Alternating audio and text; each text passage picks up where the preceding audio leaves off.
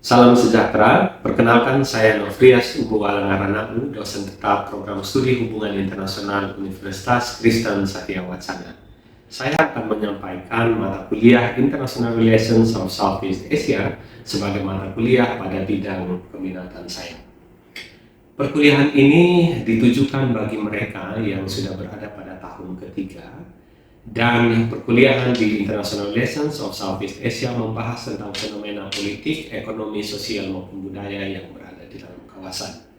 Capaian pembelajaran lulusan pada mata kuliah ini adalah agar mahasiswa mampu menguasai dan mampu menganalisis isu-isu yang berada dalam kawasan Asia Tenggara dan mempunyai kemampuan komunikasi secara lisan maupun tulisan. Sementara CPMK mata kuliah ini adalah bagi mahasiswa untuk mampu menguasai dan menganalisis fenomena sosial, ekonomi maupun budaya di Asia Tenggara dan mampu menguasai pilar-pilar kerjasama ASEAN. Penyampaian mata kuliah ini dilakukan dengan metode blended learning dengan pertemuan tatap muka menggunakan beragam media pembelajaran. Sementara interaksi dilakukan secara interaktif dua arah antara mahasiswa dan dosen.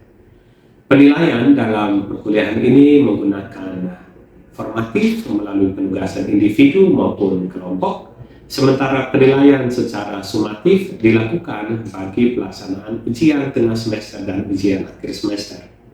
Model pembelajaran yang digunakan dalam perkuliahan ini adalah project-based learning dengan metode presentasi, kolaborasi kelompok, dan juga respon kreatif. Berikut adalah video pembelajaran pada pertemuan keempat mata kuliah ini dengan judul Regional Security Challenges in Southeast Asia. Selamat menyaksikan. Oke, selamat sore teman-teman. Selamat datang kembali di kelas Asia Tenggara. Jadi seperti yang teman-teman tahu tentang kelas ini, deskripsinya adalah kelas yang diperuntukkan bagi mereka yang sudah berada di tingkat lanjutan, ya. Artinya teman-teman yang sudah menyelesaikan mata kuliah pokok di hubungan internasional seperti pengantar hubungan internasional, teori hubungan internasional, kemudian politik internasional, dan juga yang terakhir adalah international organizations, ya. Nah, itu sangat pokok untuk teman-teman bisa memahami studi tentang kawasan yang di dalamnya ada sebuah institusi di kawasan kita di Asia Tenggara yang bernama ASEAN. Ya. Nah, di sini apa yang akan teman-teman pelajari? Kita akan mengulas isu yang paling pokok di kawasan sebagaimana tertera dalam 3 pilar ASEAN, yaitu politik keamanan, kemudian tentang ekonomi dan juga sosial budaya. Oke. Nah, lalu di dalam proses ini teman-teman diharapkan bisa mengakuisisi kemampuan untuk memahami ruang lingkup dan kajian di kawasan kita, kemudian juga bisa memahami tentang bagaimana sistem politik dan ekonomi maupun budaya itu dikerjakan di dalam kawasannya kita. Tentu kita tidak akan meninggalkan ya tentang bagaimana ASEAN itu mampu berelasi di dalam kawasan dalam hal mengorganisir hubungan antar negara anggotanya maupun dalam hal relasi eksternal ASEAN dan lembaga-lembaga lain maupun kawasan-kawasan lain yang ada di dunia.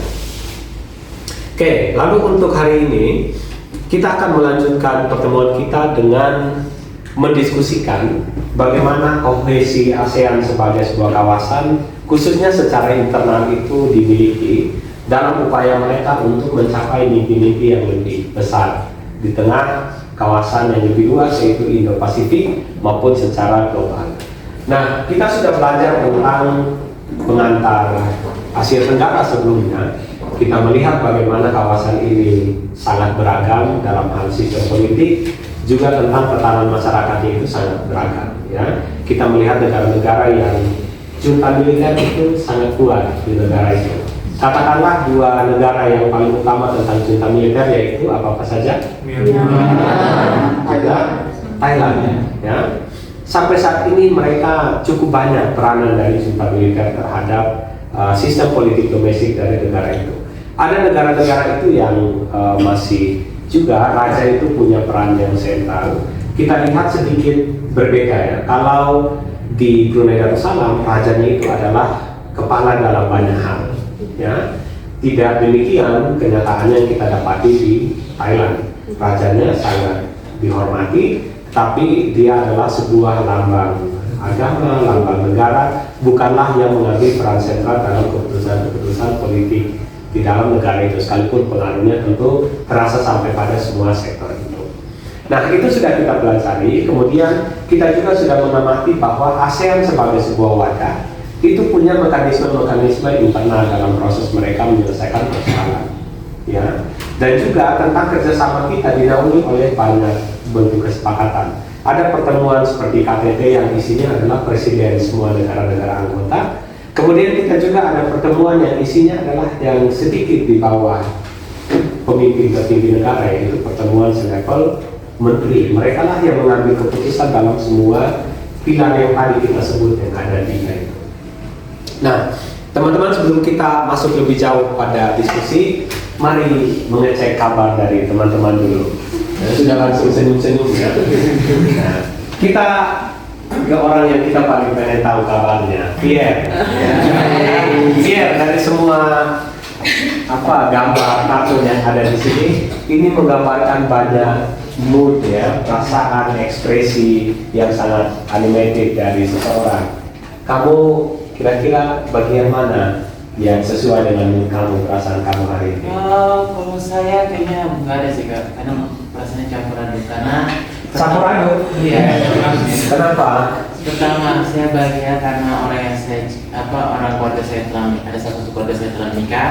Satu lagi, saya melihat orang saya yang saya sayangi yang berselingkuh dari saya.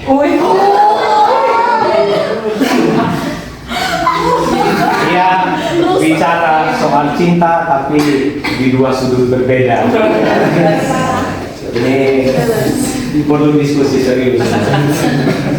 Psikolog. Yang lain gimana kabarnya hari ini? Oke.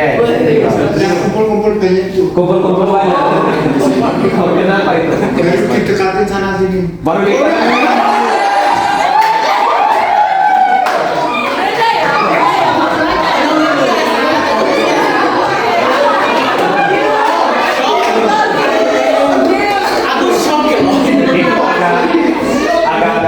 Unexpected ya.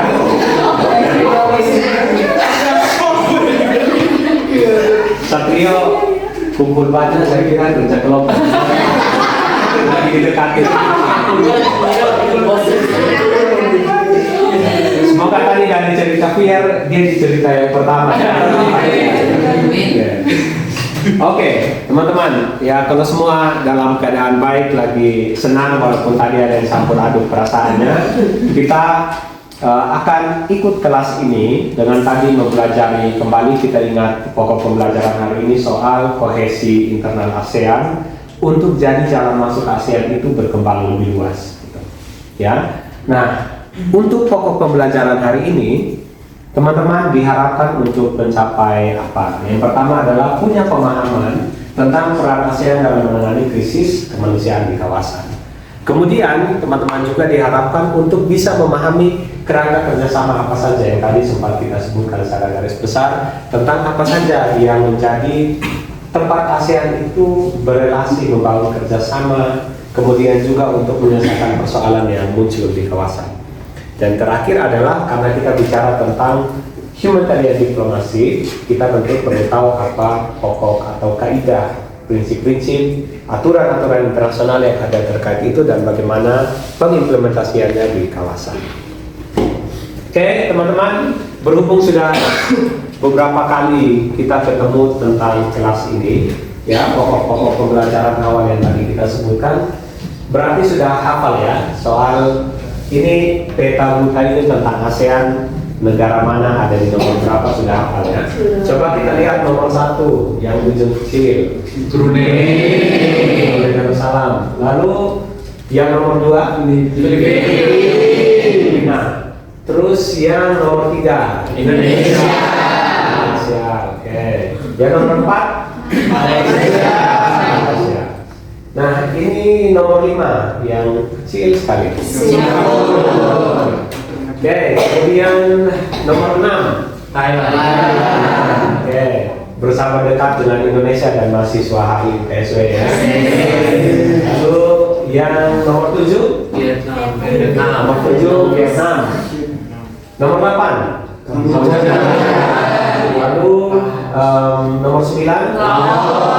Dia disebut sebagai apa? Ada julukannya. The low country. Ya, dia negara yang ada yang sebut bahasa yang lebih visual dibilang dia stranded land gitu ya. Karena dia cuma punya wilayah daratan dikelilingi oleh negara-negara lain ya. Kemudian yang nomor 10 adalah Myanmar. Dulu disebut sebagai pemerintahan apa? Burma. Ya. Oke. Nah, kemudian teman-teman, tadi kita sebutkan ada 10 negara yang kita tunjuk di tahun tadi. ASEAN tahun ini dalam KTT-nya itu melaksanakan pertemuannya di Malaysia dan punya tema utamanya adalah inclusivity dan juga sustainability. Ya. Nah, dalam proses itu di kawasan ini sebenarnya ada 11 negara yang masuk, tapi dalam keanggotaan ASEAN sampai saat ini baru diakui secara resmi adalah 10 negara. Dalam proses ASEAN menjadi inklusif, ada pertanyaan apakah Timor Leste itu segera masuk atau nanti dulu ya sebagai anggota tetap atau permanen dalam organisasi kawasan yang bernama ASEAN. Apakah Timor Leste sudah pernah terlibat di dalam proses diskusi kawasan? Tentu sudah banyak terlibat ya, tapi pengakuan penuh sebagai bagian dari aksesi masuk sebagai negara anggota itu yang sedang dikerjakan dan disepakati bahwa pada pertemuan di KTT Oktober nanti Timor Leste resmi menjadi anggota ke-11 untuk organisasi kawasan Asia Tenggara yang bernama ASEAN. Jadi kita sudah punya 11 negara anggota tetap di kawasan. Nah, lalu kita lihat salah satu pilar. Tadi kita sebutkan ada 3 pilar ya, ada politik keamanan, kemudian ada ekonomi dan juga sosial budaya. Lalu kalau kita bicara tentang humanitarian diplomasi, dia menyentuhnya ke aspek yang mana? Tentu lebih banyak bersentuhan dengan aspek politikal dan security di dalam kawasannya kita. Karena tentu humanitarian crisis itu muncul dari 2 hal. Satu adalah karena krisis yang berlangsung secara alamiah, ya bisa karena bencana alam, tapi juga ada krisis yang muncul karena hasil pangan manusia. Ya, salah satu yang paling terkenal disebut sebagai konflik. Ya, entah itu konflik internal maupun konflik yang bersifat internasional. Nah, dalam upaya ini ASEAN itu coba untuk menggagas ya, bagaimana kemajuan itu terus dicapai sehingga kita tidak terus hidup dalam kemelut di dalam kawasan ini. Upaya yang coba dikejar oleh ASEAN adalah menjadikan kawasan ini peaceful, stable, and secure. Ya, kita harus stabil, kita harus aman. Ini kawasan yang damai. Itu yang diupayakan oleh ASEAN. Nah, caranya bagaimana? Kita berpatokan pada prinsip yang tertuang di Piagam ASEAN, kemudian juga yang tertuang dalam Piagam PBB, bahkan juga mematuhi kaidah hukum internasional sampai hukum humaniter internasional yang mengatur tentang prinsip tentang krisis kemanusiaan itu ditangani seperti apa. Nah, caranya lalu bagaimana untuk memastikan tujuan itu tercapai? ASEAN bilang patuhilah 3 hal. Yang pertama adalah ASEAN punya piagamnya yang sudah mengatur tentang cara ASEAN berrelasi satu sama lain.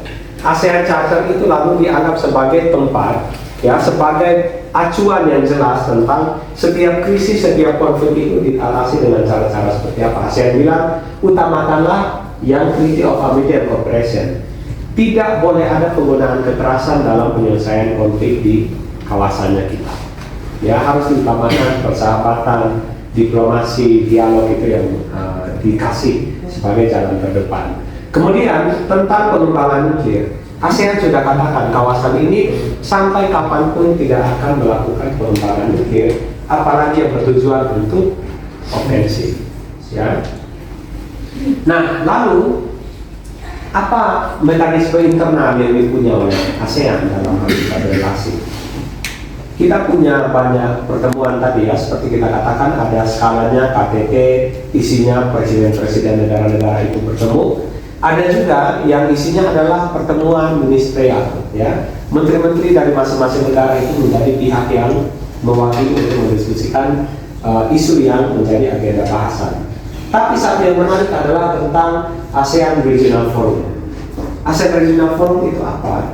Dia sebuah lembaga yang dibentuk oleh ASEAN untuk menjadi cara ASEAN berelasi itu dalam mencapai tadi upaya menciptakan kawasan yang stable, kawasan yang makmur, kawasan yang apalagi yang aman, ya.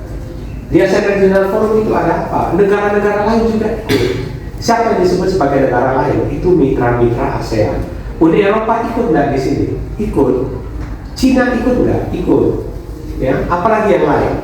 India juga ikut dalam pertemuan ASEAN Regional Forum. Sehingga ASEAN ingin memanfaatkan ini sebagai tempat untuk melakukan preventif diplomasi terhadap krisis kemanusiaan yang mungkin saja sewaktu-waktu akan timbul karena gesekan-gesekan yang terjadi baik antar negara anggota maupun di lingkup internal dari masing-masing negara.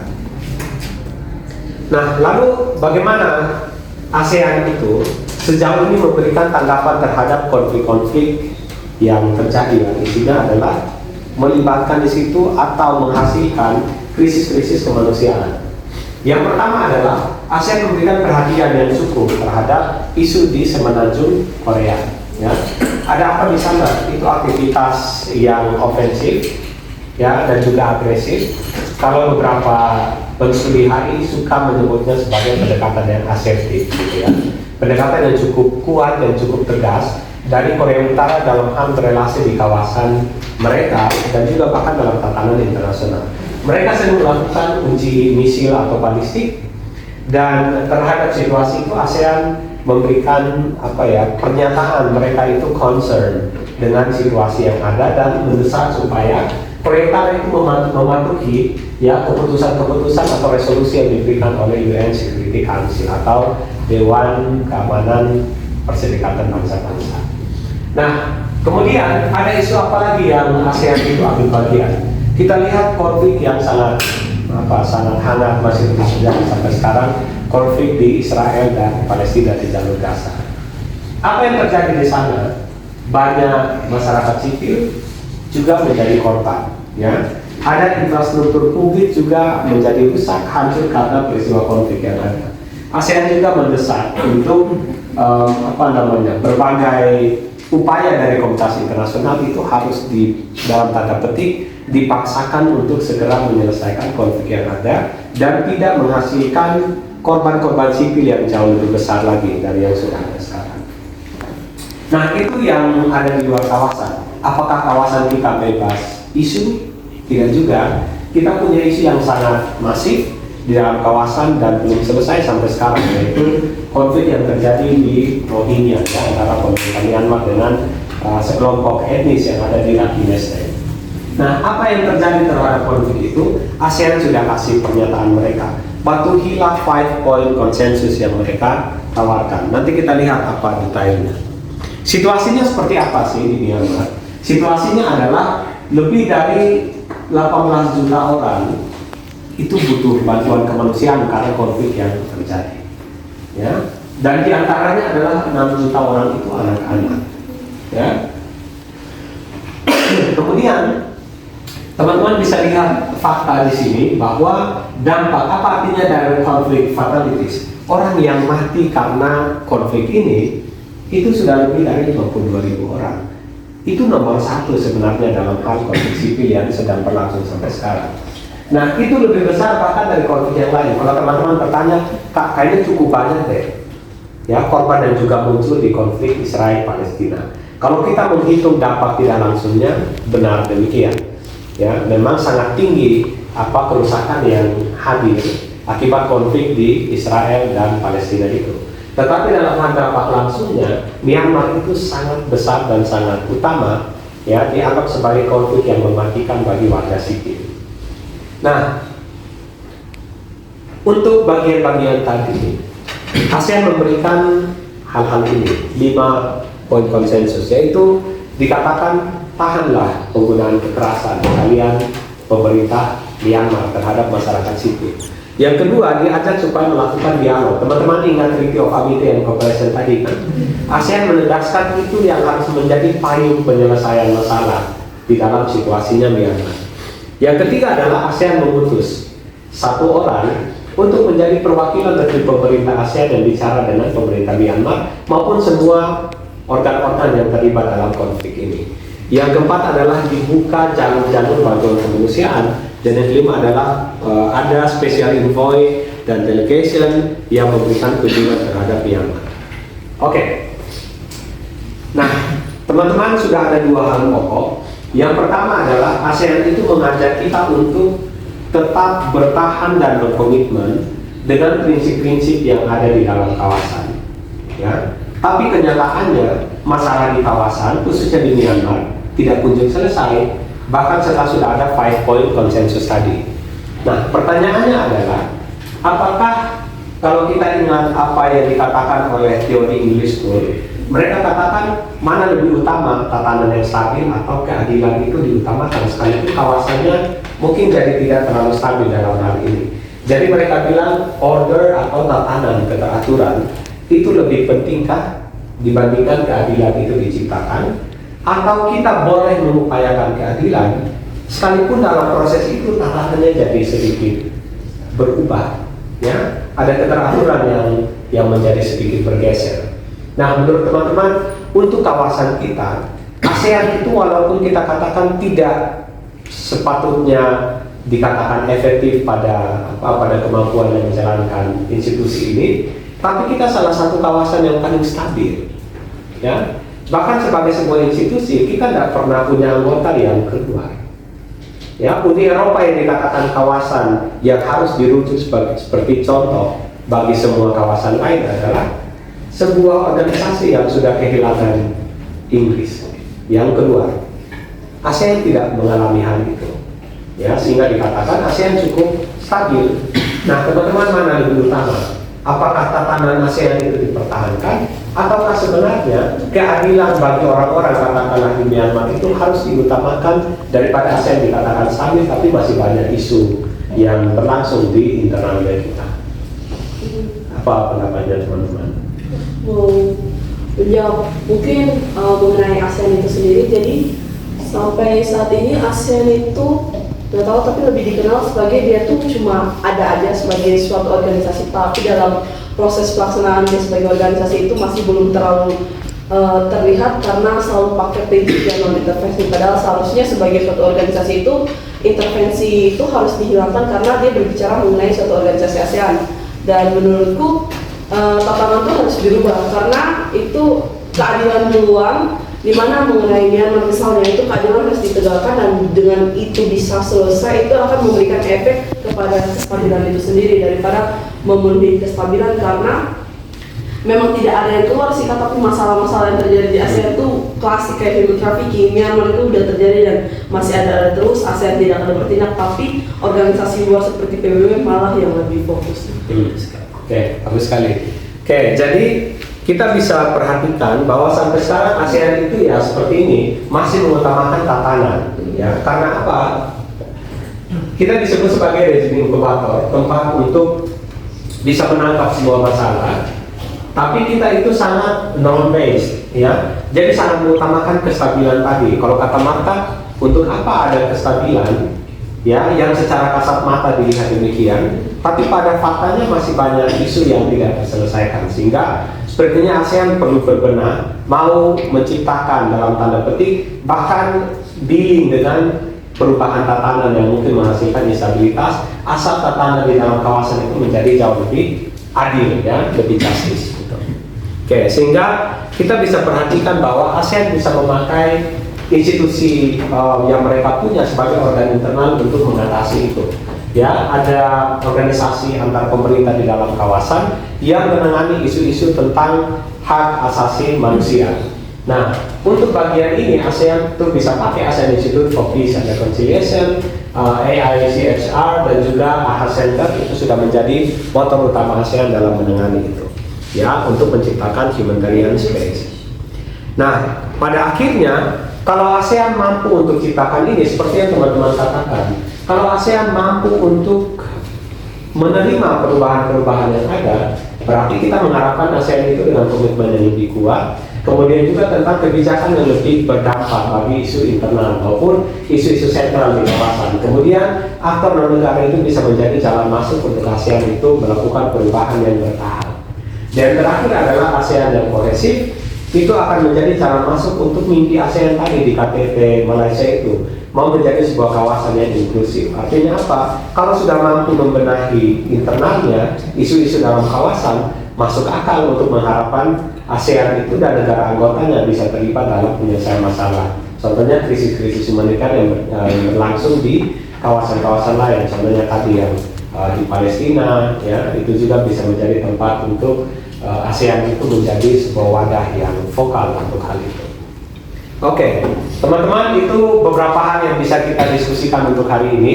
Silahkan kalau ada yang mau bertanya.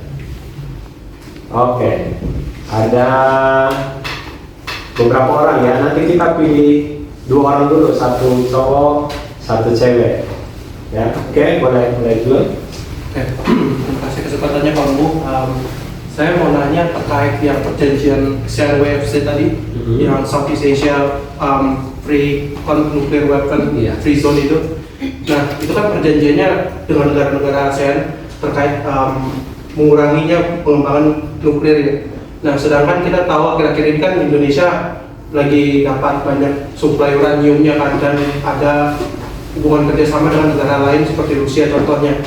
Nah, saya kan nggak mendapatkan gambarannya dari konsekuensi apa yang didapatkan dari negara anggota ASEAN ketika melanggar perjanjian tersebut. Nah, itu mungkin bisa dijelaskan nggak? Oke, terima kasih. Pertanyaannya bagus. Oke, lanjut. Maka boleh. Menanya tadi kakak ada sempat mention mengenai Timor Leste itu. Menurut kakak apakah Timor Leste itu memang sudah layak untuk menjadi bagian dari ASEAN, apalagi salah satunya tuh dia masih pakai mata uang dolar Amerika yang berarti dia tuh belum kuat secara ekonomi karena masih dengan Amerika dan belum punya mata uang sendiri. Nah, itu tanya. Baik, terima kasih. Jadi 2 hal ya. Yang pertama tadi ada pertanyaan, kalau negara-negara anggota ASEAN itu melakukan upaya-upaya untuk pengembangan nuklir, ada konsekuensinya. Ya. Yang pertama adalah negara-negara anggota ASEAN itu sudah menunjukkan sedikit kemajuan dalam hal memberikan dalam tanda petik sanksi. Myanmar ketika coba untuk mengganggu stabilitas, mungkin tidak secara langsung, tapi situasi mereka mengganggu stabilitas, lalu kemudian mereka tidak boleh ikut KTT. Ya, sehingga pasti dalam hal pelanggaran khususnya pengembangan nuklir, ada harapan bahwa ASEAN itu bisa mengambil kebijakan yang jauh lebih spesifik untuk itu. Ya, walaupun tentu harus tetap secara konsensual. Ya, karena kita secara konsensus baru boleh mengambil keputusan tertentu dalam kawasan. Nah, lalu apakah Timor Leste itu sudah layak?